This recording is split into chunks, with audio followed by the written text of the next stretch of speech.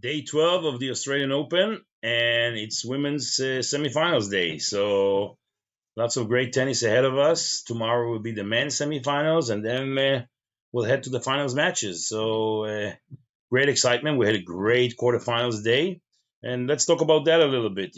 So on the men's side, we had a phenomenal win by Sasha Zverev. Beating Carlito Alcaraz. And honestly to say, I did not like the way that Alcaraz played. You could really see there's a special tie between him and Juan Carlos Ferrero, his coach for the last couple of years, and you could see that Ferrero not being there was something that Alcaraz was really missing. He couldn't find any answers to Zverev's match game plan. The fact that Zverev was serving 85% first serve and Carlito was not trying anything different, was just standing there, and Zverev was just shooting rockets right and left and winning a lot of free points. Just to give you an example, he must have missed about 40 returns. That's like 30, 40 free points, and for Zverev, and that's what made the match so easy for him in the first two sets, and also heading up to the third set. He was up 5-2. Let's not forget this match could have ended 6-1, 6-3, 6-2, which is not a win; it's a demolish. And at the same time, the only reason Alcaraz came back was because Zverev got a bit tight and played a bit passive and brought him back to the game. Got to give Alcaraz credit for a good tiebreak. Made some great passing shots, but that was about it. Zverev broke him right in the beginning of the fourth set. Sorry, Alcaraz got a break back, but he never seemed in control of the match. So well done for Zverev for first of all, serving amazingly. We all remember that his second serve was a big problem. It seems like he's tossing the ball a little bit lower now, so less room for errors and great percentage. Really, very very unique. I remember one finals in Roland Garros where Villander was just putting everything in and had 100% first serve in the third set, I believe, against Henri Laconte. But serving at that speed of first serves going all over 200, some great wide serves on the due side, mixing it up well. Very, very few double faults, which was a big problem for Zverev in the past, and just had control of the match, And more than that, I got to say that after losing the third set, he never put his feet off the pedal, and he was in control of the match the whole time. So great results for him. And now he'll be facing Medvedev. Medvedev himself, what a match against Yubio Horkats. The Polish guy, I mean, he's a legit top player now, there have been question marks about him. He's won a Masters 1000 event. He's been in the top 10, but nobody's. He's more remembered for the one who's beaten Roger in his last match at Wimbledon. But he's truly developed into a top 10, a solid top 10 player. Doesn't lose matches he shouldn't be losing, and he's giving those guys a run for their money. So a great match. Ended up 6-4 in the fifth for Medvedev, who hanged in there. Couple of tough matches for Medvedev, and now he will face Zverev. There's bad blood between these two, so it'll be interesting to see how the match goes. The environment in Australia is a little bit more relaxed, and they all seem to be very far away from home. So hopefully this match will go well for both sides, and I anticipate that this will be a physical battle. It, by the way, might influence whoever makes it to the finals, right? So you got to play Novak, you got to play Sinner, so that's going to be very, very tough. A few words about that match of Novak and Sinner, So these guys in Turin, the last tournament of the year, the last ATP tournament of the year, Novak was in complete domination of that match, in Italy, in front of the Italian crowd that was trying to support Sinner.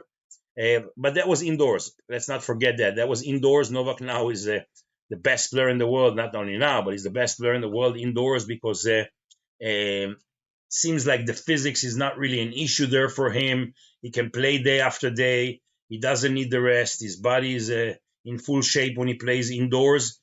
and a lot of it has to determine. This will determine a lot in the match against Sinner, because Sinner doesn't miss as fast as these guys, and he can generate a lot of power.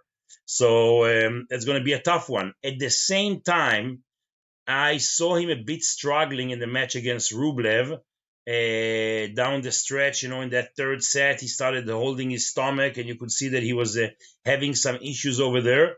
He's managed to finish the match, get through it.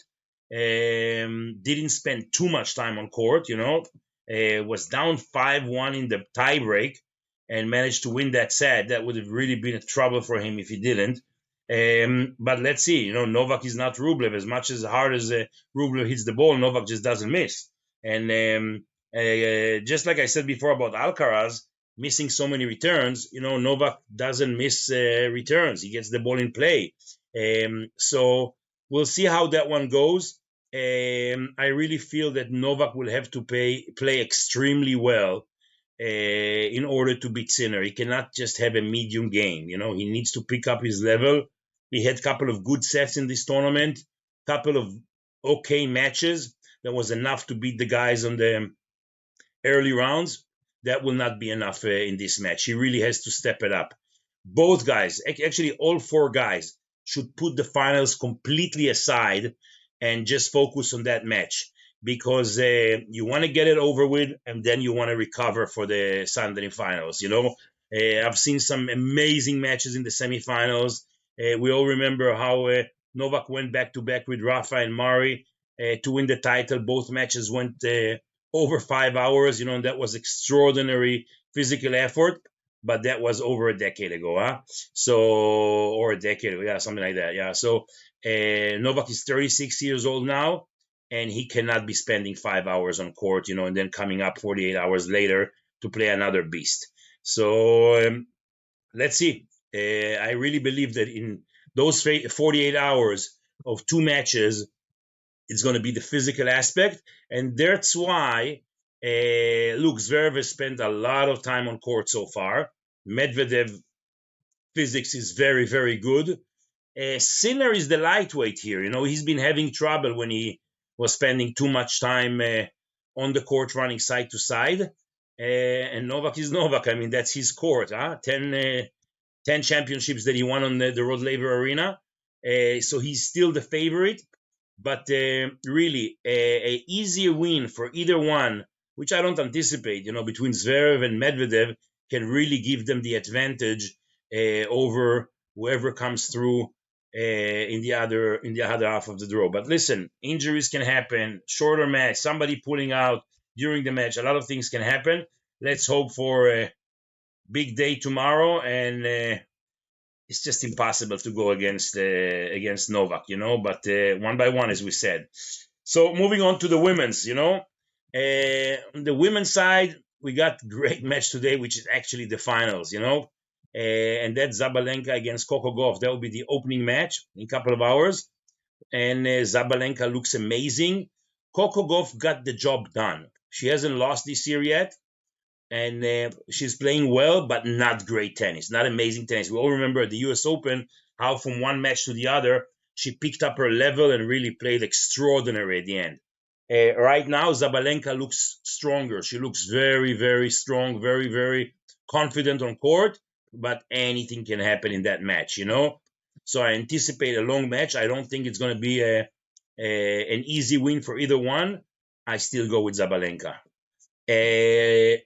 Other side of the draw, second match of the day today, Zhang playing Istramska, a qualifier, somebody who's been very talented, climbed up the ranking, had a terrible year last year, dropped out of the top 100, and now she's in the semifinals from qualies. That means that she played extra 3 matches compared to the other girls, So we're now down to the 6th match of the tournament plus the 3 rounds. That means that's going to be her 9th match. So that's quite a lot, huh? So she's used to the conditions. She's been there for a while. She's been playing for 2 weeks now, more than 2 weeks, almost 3 weeks since the qualifying started, and that might be an advantage.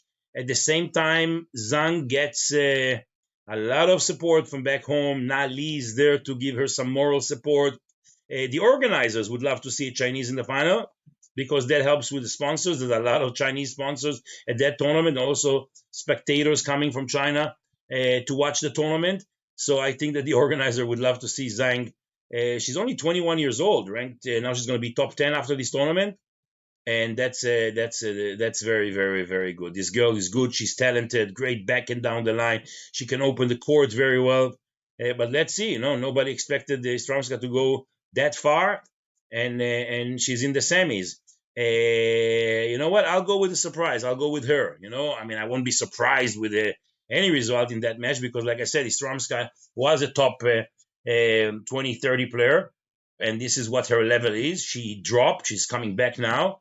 So I go with her. So Zabalenka Stromska, that's my bet.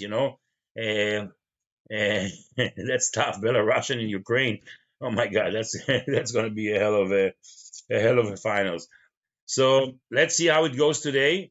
We have a break from the men's today. All focus on the women, and see you soon. So all the best.